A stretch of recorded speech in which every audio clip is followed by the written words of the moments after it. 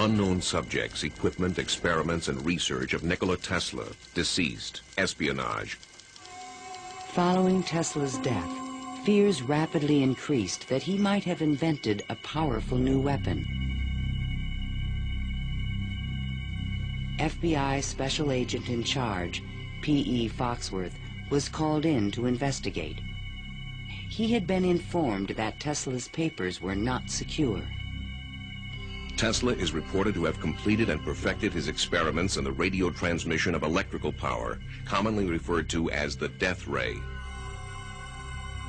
A distant relative of Tesla, named Sava Kasanovich, is taking steps to get possession of these important documents and plans.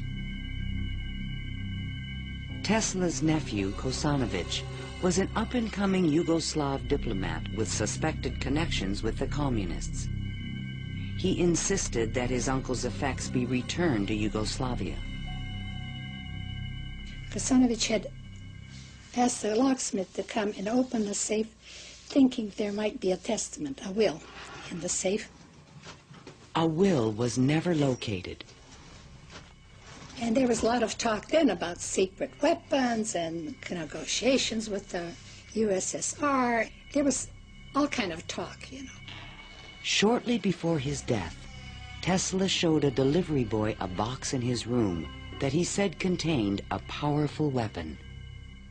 A number of people called me and asked me, did I see in the hotel room a certain kind of a box, you know? They were looking for some secret contraption that Tesla had invented. I never saw anything like that. The U.S. Office of Alien Property immediately seized all of Tesla's possessions until their ownership could be established.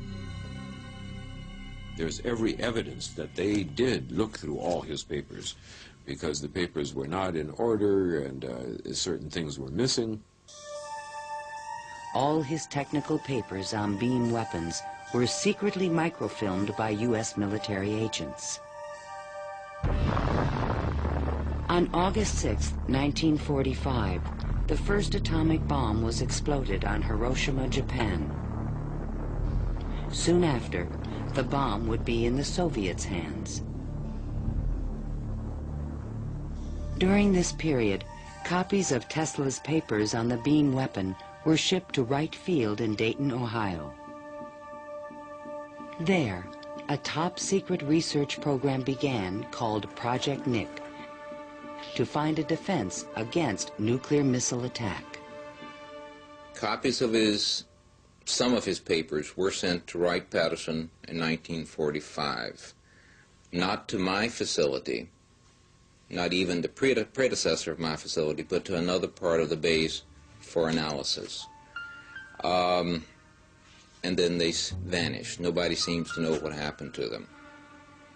In 1952, Sava Kasanovich obtained permission from U.S. authorities to return Tesla's estate, still stored in New York, to the inventor's homeland. I personally believe that the U.S. government may have overlooked some things of value in the Tesla papers before they were released to the Yugoslav government. A Tesla museum was opened in Belgrade by Yugoslavia's president, Marshal Tito. But during the Cold War, the museum was off limits to Western scientists and scholars. Then, in 1960, Soviet Premier Khrushchev announced that the USSR had developed a powerful new weapon. There was concern in the U.S. that the Russians may have access to Tesla's missing papers on beam weapons in Belgrade and elsewhere. It's possible that these papers on the particle beam weapon were obtained by the Soviet Union, but it wasn't the only copy.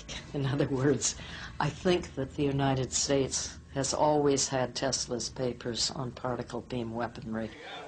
An American beam weapon program began at Lawrence Livermore Laboratories, but engineers could not produce an effective directed energy weapon.